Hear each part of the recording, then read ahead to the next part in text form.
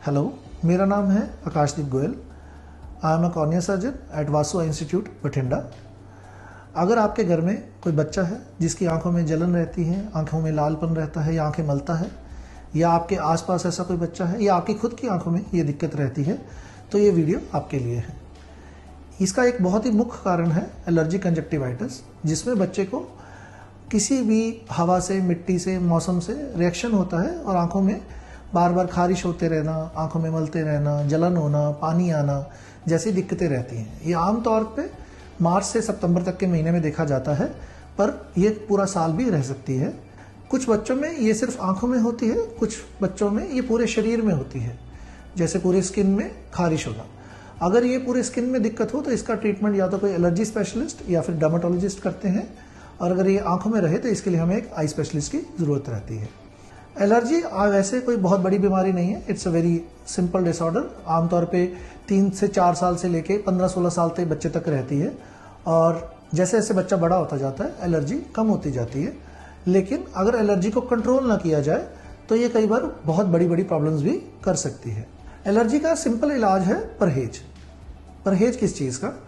हवा से, मिट्टी से, आंख को रगड़ने मसलने से, धूल मिट्टी में खेलने से, ज़्यादा देर टीवी मोबाइल चलाने से, फेस पे कोई केमिकल प्रोडक्ट यूज़ करने से ये एलर्जी बढ़ती है।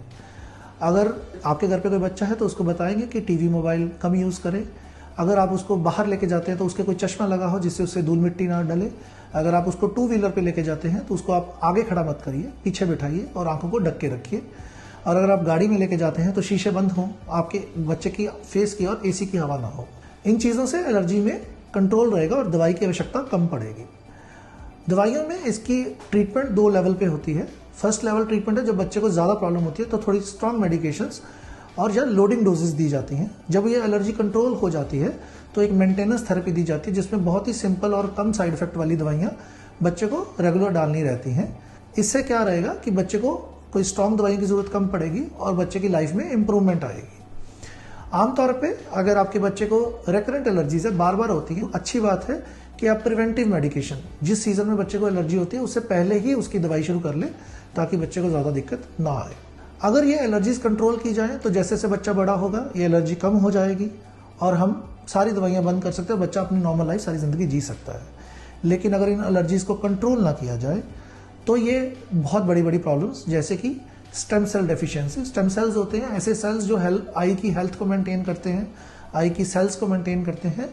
वो सेल्स वीक हो जाने से नज़र पे दिक्कत आ सकती है। अनकंट्रोल्ड एलर्जीज कुछ सालों के लिए जब चलती हैं तब ये प्रॉब्लम आती है। दूसरी प्रॉब्लम है जो आंख मलने की वजह से आती है, जिससे हमारी आंख की पुतली कॉर्निया डिफॉर्म हो जाता है, उसको बोलते हैं केराटोकोनस, जिसकी वजह से बच्चे की नज़र में दिक्कत आ सकती है और उसको बड़ी बड़ी ट्रीटमेंट्स इवन इंक्लूडिंग सर्जरीज की भी ज़रूरत पड़ सकती है। तो अगर आपके घर में कोई बच्चा है तो आप एक ऑप्थेल्मोलॉजिस्ट से डिस्कस करिए आपके नज़दीकी। ये परहेज़ जो मैंने बताए उनको अपनी ज़िंदगी में इम्प्लीमेंट कीजिए, और दवाइयाँ उसकी ज़रूरत के अनुसार से कम दवाइयाँ जितने पे बच्चा मेंटेन रह सके वो दवाइयाँ दीजिए, और बच्चे का regular time to time eye number, आँख का पावर चेक करवाते रहिए। Thank you.